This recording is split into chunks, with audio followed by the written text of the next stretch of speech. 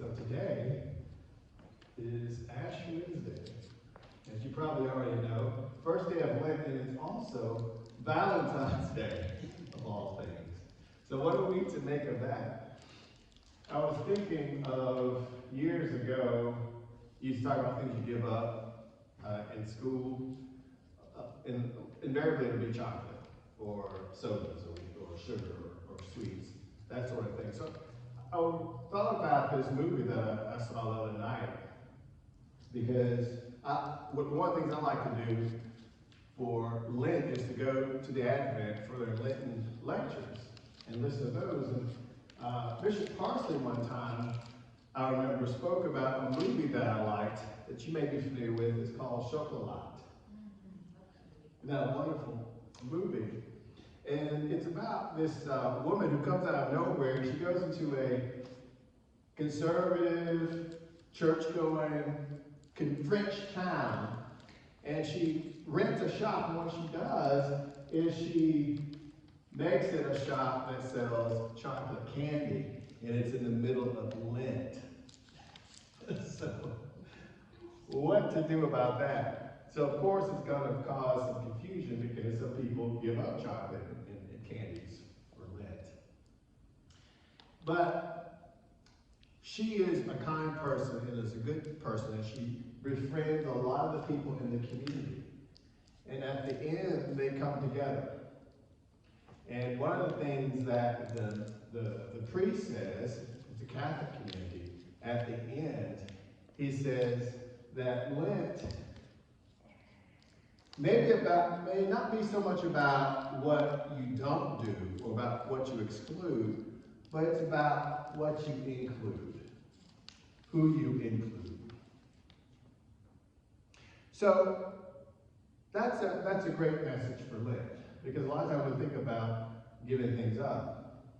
Well, that's fine and good, but it should be for the right motive, and Jesus reminds us of that it should be because of our relationships with God, because God sees what we're doing in the secret. We don't need to show it off to others.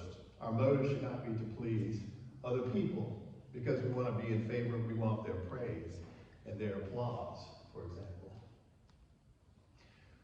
So during the season, you can be thinking about what are some of the things, and pray about it, what are some of the things that you can do during this time? Maybe it's just being extra, even more kind than you already are, if we can stand it, if that's even possible. Or something as simple as that. Something that is between you and God. Establishing a secret relationship with God, because God sees in secret. He looks into the heart. And we look on the outside. You know, we see somebody that does something great. But God sees what we do in secret. And He loves us. And that's a wonderful thing to be thinking about during this season of Lent. Maybe not so much about what you don't do, what you exclude, but what more about what you include. And I think that's important, especially on Valentine's Day, like Valentine's Day, when maybe you have a whole bunch of chocolate just waiting for you at the house or something. So we can work on those things during Lent. In the gospel, Jesus reminds us to be careful when we're practicing our piety, our religious acts. And he mentions three things. We want to store up treasures in heaven, right? And rather than on earth, and storing up treasures would be these things, these acts that are for God, but maybe for other people. Jesus mentions giving alms, he mentions prayer, and he also mentions fasting, right? This is a period of fasting. And that's up between you and God. Some people may not need to fast. Maybe they're on medication. There are some concerns as far as that. But if you can fast from, some people will say they fast from broccoli, eating broccoli or Brussels sprouts or something like that. But Jesus reminds us that he sees in secret what we do.